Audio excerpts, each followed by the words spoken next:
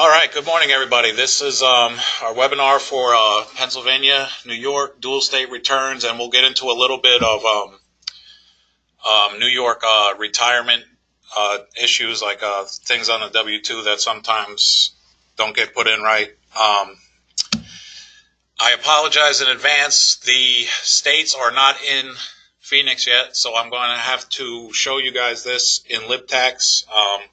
It's really the same process either way. It's really more about just making sure that you enter in everything from the W-2 right, and it really doesn't matter how if it's LibTax or Phoenix. It's the same process. Okay.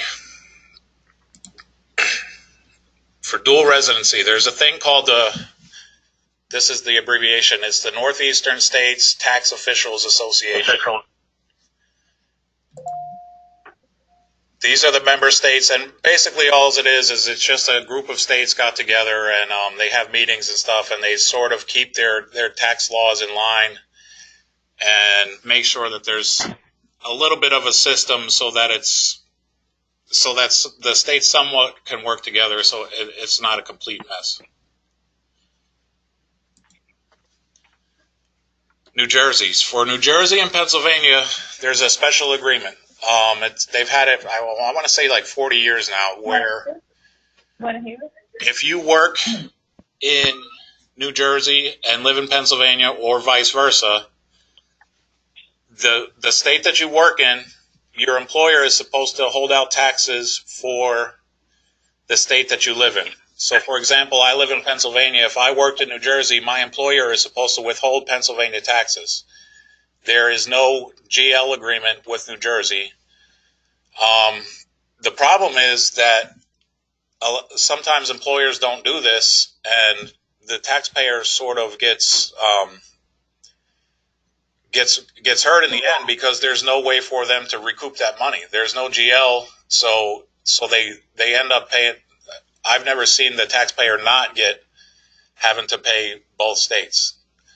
So if you see this, a client come in and they work in New Jersey and live in Pennsylvania, and and it's not being done right, you got to tell them to get on their employer, because they're going to get this. They're going to have the same problem every year. It has to be done that way. There's no way to recoup that money. And there's also other reciprocal states. This is for Pennsylvania. These other states also have the same deal, but I think I've maybe seen one Ohio return since I've been here. One Pennsylvania, Ohio. It's really not common at all. But they have the same agreement. Now, taxpayers that live in Pennsylvania but work in New York get a credit, and it's done on the PA Form GL.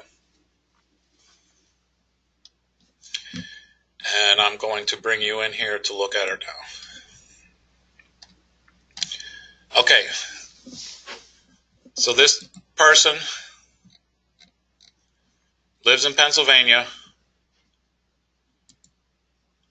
works in New York.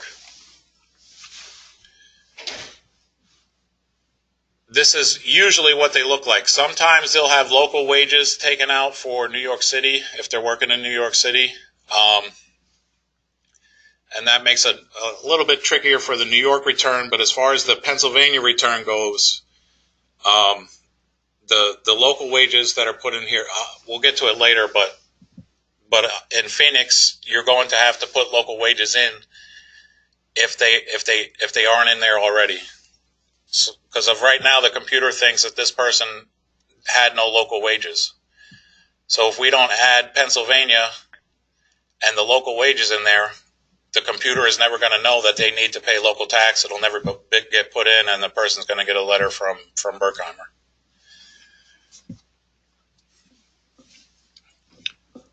So basically, all you do on the Pennsylvania return, the GL form, the Pennsylvania stuff gets put in automatically. You've got to make sure that the New York number is right. This number is red just because I haven't finished the New York return in here, but it's correct. Keep an eye on these numbers, because a lot of times the state is going to tax things that the federal government didn't tax. So you got to make sure if you have retirement in here, if you have what do you call it? If you have 401k in box 12, it's usually 12D is where 401k would be. You got to make sure that that gets added on, because the state wages, if they're different, the state wages are always going to be a little bit higher than the federal wages, because the states, again, are taxing stuff that the federal government doesn't. Oops. Okay. All right. So for the credit, to figure the credit itself, you make sure these numbers are right. This will auto-populate. And then you look here. It's asking for the tax due or assessed in the other state. So basically what that means is, we're dealing with Pennsylvania now. So Pennsylvania wants to know how much tax was due in New York. And you just simply, all you got to do for that is go to the New York return, look on the 203,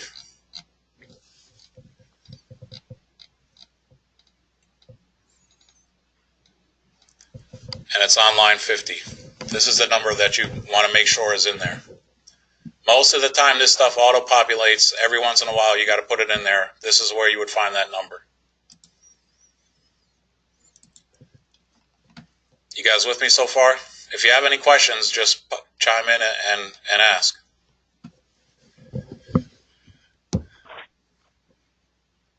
Okay, tax paid in the other state. For tax paid, this is a little bit confusing. People really never really know exactly what to put in here. Tax paid is if they overpaid in New York and they're getting a refund, these two numbers will be the same. If they underpaid, like let's say New York, let's say his New York tax was $6,000. This number is still going to be $6,000 because you're also figuring in taxes that they're going to pay with the return. So this number is everything that they paid to New York.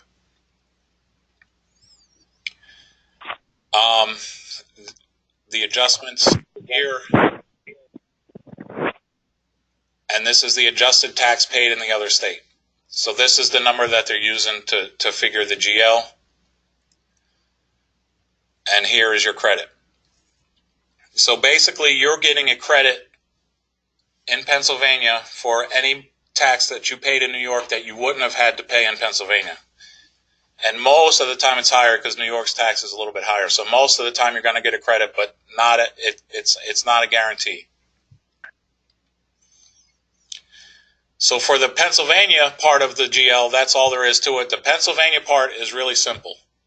Where it gets tricky is Berkheimer.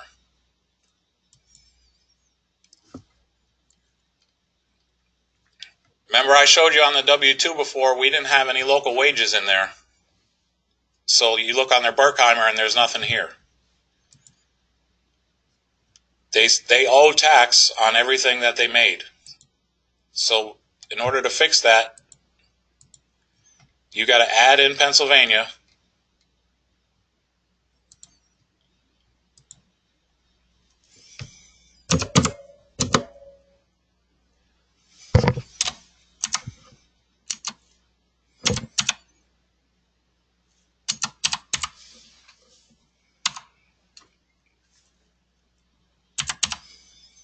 And you're always going to use the bigger number for local and state. You're always going to use their total income because the localities and the states are always taxing money that the federal government isn't going to tax. Oops, I'm sorry. We're not adding in state wages. We're only adding local wages.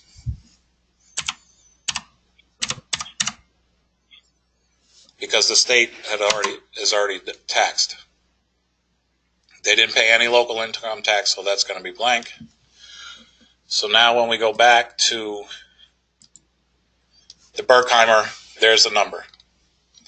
You're going to have to do this for everybody that lives in Pennsylvania and works in New York. You're going to have to add Pennsylvania in on the W-2 and add the local wages. You don't need to add the state again. That'll double their wages. You only add the local wages for the Pennsylvania part. Okay, here's where it gets tricky.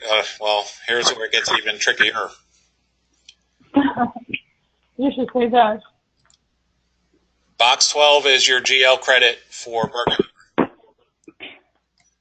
Let's jump back to the slides for 1 second.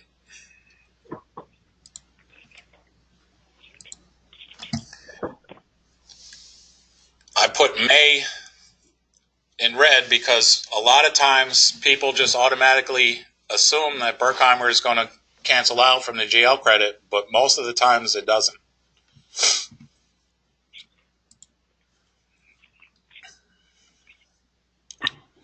Okay, I'm going to read to you exactly what it says on the Berkheimer form. And Berkheimer has changed this a little bit, so you got to keep an eye on this. The best resource for figuring this stuff out, if you forget it or you get confused, is to just download the form itself for the GL for Pennsylvania or the Berkheimer tax return. Just download the form and look at the instructions, and it explains it pretty well. The language is a little bit, taxy, but if you read it slowly and think about it, it's not that hard to figure out. Basically, Berkheimer is really, you're almost doing the same thing. They want to know how much earned income was taxed in the other state,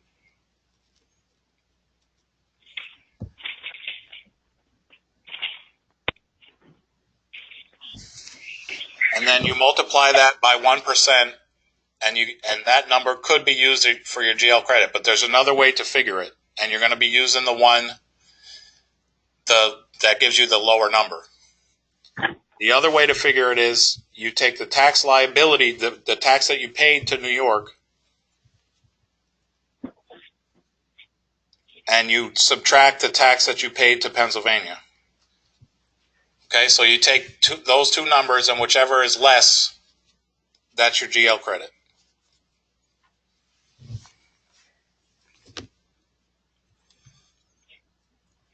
So in this case, you got 90. They had unreimbursed expenses, so that brings them down to 93,000. So you multiply 93,162 by 1%, and you'd get $932. Or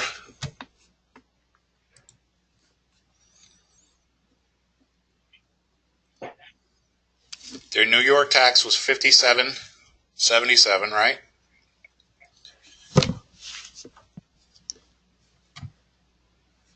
Their Pennsylvania tax was $28.60. So you subtract the Pennsylvania from the New York, and that gives you $2,917. So, like I said, you're going to use the lesser of the two numbers. So in this case, we're going to be using the 1% of their total income. So their credit would be $932. So that on this return, it's going to cancel out perfectly. But it doesn't always happen that way. You got to do the math. It's confusing at first, but once you do it a few times, it's really not that confusing. It's either 1% of their income or their Pennsylvania tax or their New York tax minus their Pennsylvania tax. Whichever one is less, that is the credit that you get for the GL. And like I said, this stuff is all right in the instructions of the forms. You should probably have those forms on all your computers in there in case you ever need to look at them. The instructions do the math. They even give you a little chart to look at to do your math problem. A question, Chris. Go ahead. So basically, it's obviously we're using the lesser credit. So the credit from New York State, even though it's a larger amount, they lose that. They don't. It's not a refundable one. Is correct? Right. Got it. Not refundable. Right. Okay. Thank you. And you're always using the lower number because most of the time, if you do the calculation of the the New York tax minus the Pennsylvania tax, that's going to be a higher number than 1% of their income most of the time, not always.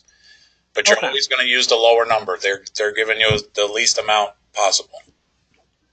Got it. Thank you.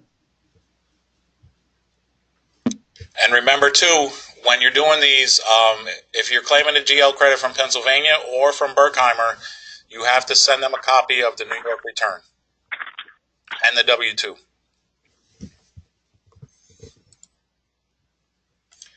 All right. This is all sort of in the same topic. You got to make sure that you enter everything that's on the W-2. A lot of times people see, because there is a few times where you'll have stuff in the W-2 that's just sort of there for informational purposes, but a lot of times that those numbers mean something. So you always put everything in, whether it means something or not. You always want to put everything in there because some of that can have a pretty drastic effect on the return itself. And for this example, a lot of city employees will have IRC 125. This is like a cafeteria fund. Like if you work in a hospital or something like that, you'll get meals, and they somehow calculate that as part of your income. That's what this number is. And 414H is retirement. And this is all really simple stuff to, like, people see the numbers and I think maybe they get intimidated. They don't really know how to put it in. But it's all drop downs. It's all really easy stuff. You just click the drop down, find the code, and stick it in there. Hey, Chris, I have another question. I'm sorry. Go ahead. No, go ahead. Since we're on the W-2, I know it's not there, but let's say in 12A, there was a DOE. I know that's retirement. With Phoenix, do we have to manually carry it over to like gross compensation still, or does it generate itself? To be honest with you, I'm not 100% sure about that. Okay. All I can tell you about this stuff is most of the time it carries over by itself, but you always got to check these numbers. Okay. I mean, you just can't, for stuff that's going to affect your tax. You just can't trust it. Got it. And when you're looking at the W-2s, and then you go and look at the form itself, like we're going to look in a second at the 203 from New York, you'll see these numbers pop up, and it'll click in your head. Okay, there it is. You should always be looking for this stuff on the form itself. Okay, so you got 2,000 for the IRC and 3,000 for the retirement. So if you look on the New York return, here they are. Here's the retirement, and here's the cafeteria fund. Now, if you didn't put those in there, these people will be undertaxed on $5,000 worth of income, and they're going to get a letter, and it's going to, how letters are, it turns into a big mess. It's embarrassing, all that stuff. So you really just make sure, take the time to put in all the numbers from the W-2. Also, for some things, like for sure for the cafeteria fund, you have to do an adjustment. You'll have a red X on the 203 until you do your modification. And again, it's just a drop down. You click the right code and just enter in the amounts, and it transfers it over by itself. If you don't do this, again, it's not going to be on the 203. They're not going to get taxed for it in our system, and they're going to get a letter later. A big one in Pennsylvania is the 401ks. 401k will be 12D usually. And any number that you put here is taxable in Pennsylvania, but not by the federal government. So you got to make sure that you put this in here, or again, Pennsylvania, you'll have a problem where you underpaid Pennsylvania and you underpaid Berkheimer, so you get two letters just from one number that seems insignificant. Sometimes this will only be $50, but you got to put it in there.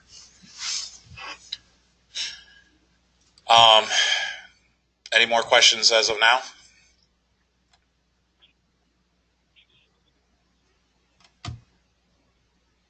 Okay.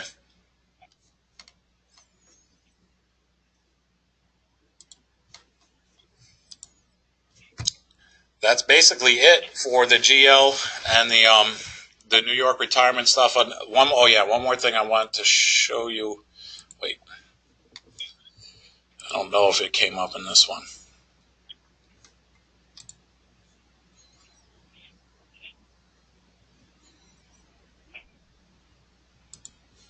Oh no, we did that already. Never mind. I'm sorry. But that's basically it.